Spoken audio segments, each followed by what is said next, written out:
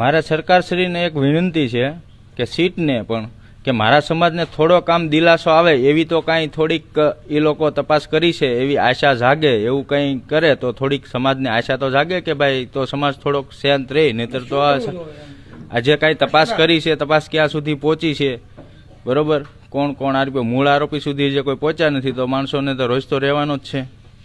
એમ કંઈક સરકારને હું એવી રિક્વેસ્ટ કરું છું કે ભાઈ થોડીક આમ સમાજને થોડીક આમ આશા રહી કે ભાઈ હાલો જે કાંઈ તપાસ થાય છે યોગ્ય દિશામાં થાય છે એવી તો કાંઈ પણ તો થોડી હજી દિલાસા મળે એવી હું અપીલ રાખું છું.